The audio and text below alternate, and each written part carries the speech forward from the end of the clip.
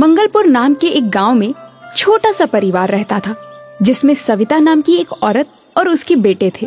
अपने पति के अचानक मृत्यु के बाद घर का सारा भार सविता पर ही आ गया था।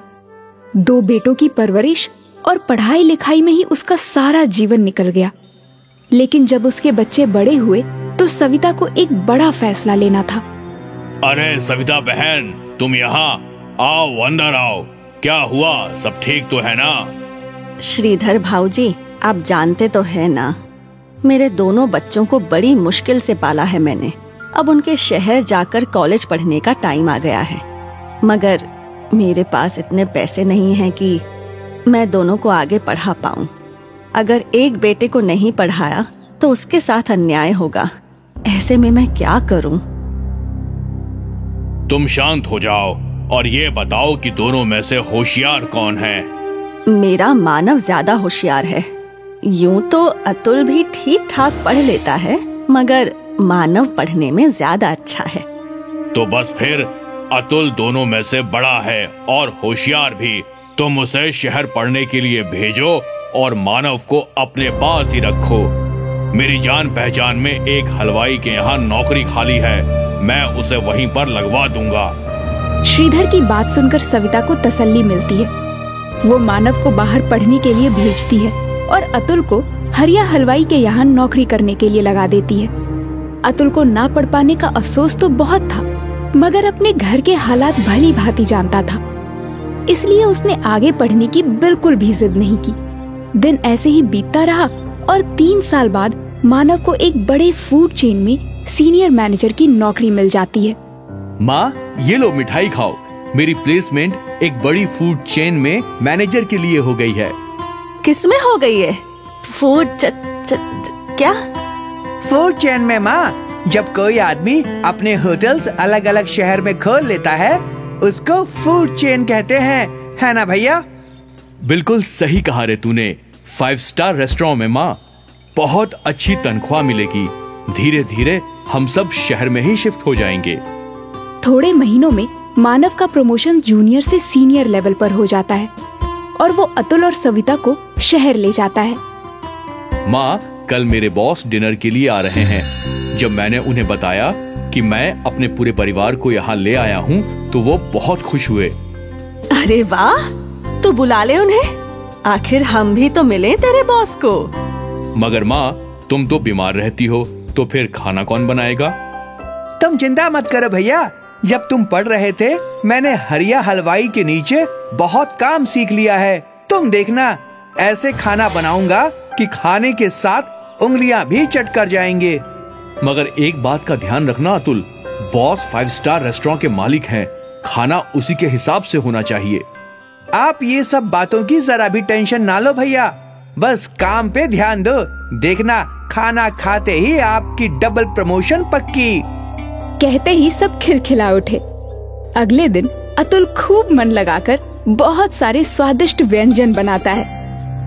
भैया, लगता है आपके बॉस आ गए हैं। मैं दरवाजा खोलता हूँ। नहीं नहीं अतुल, तू रहने दे। बॉस क्या सोचेंगे कि कैसे कपड़े पहने हैं इसके भाई ने। मैं खोलता हूँ दरवाजा। और सुन, तू अंदर ही रहना, ज्यादा बाहर निकलने की जरूरत नहीं है। अतुल ये सुनकर बहुत उदास हो जाता है और बिना कुछ कहे अंदर जाकर डाइनिंग टेबल सजाने लगता है। आइए सर, आइए। खमा खड़ी अतुल। घड़ी कम्मा सर, प्लीज बैठिए। वाह अतुल, थारा घर तो घना फूटरा से। थारा अम्मा और भाई कहाँ से? मैं अभी मिलवाता हूँ सर। माँ, ओ माँ, बॉस आए हैं। नमस्ते भाई साहब, कैसे हैं आप? यहाँ मानव, उसकी माँ और उसके बॉस एक दूसरे से बातें कर रहे थे और वहाँ अतुल खाने की तैयारी में लगा था। थोड़ी देर बाद वो सब डाइनिंग टेबल पर डिनर करने आए। टेबल को सजा हुआ देखकर अतुल का बॉस बहुत खुश होता है। एक साइड फॉर्क, दूसरी साइड नाइफ और स्पून, टिश्यू, टेबल क्लॉथ, सब कुछ एकदम परफेक्ट था। I hope you like the food sir. It's amazing. किसने बनाया है? वो जी, मेरे छोटे बेटे ने, अतुल। अरे मानव, अतुल घर पे ही है। अब तक तूने मुझे मिलवाया नहीं उससे। वो सर, वो खाना बनाने में बिजी था ना, इसलिए। अतुल, अतुल बेटा, इधर तो आ जरा। अतुल हिचकिचाता हुआ बाहर आता है। वाह बेटा, खूब चोखा खाना बनाया है थाने तो। कहीं से कुकिंग का कोर्स किया है क्या? नहीं नहीं नहीं सर, ये तो हमारे गांव में एक छोटे हलवाई के यहाँ नौकर था, इसलिए थोड़ा बहुत बना लेता है।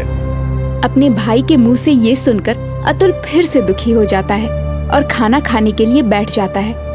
जाने से पहले अतुल के बॉस मानव को एक ऑफर देते हैं। खाना खा के मजा आ गया। ना ही सिर्फ खाना मगर टेबल एटिकेट्स का भी पूरा ख्याल रखा था अतुल ने। सुनीता जी, अगर आप बुरा ना माने तो एक बात कहना चाहूंगा।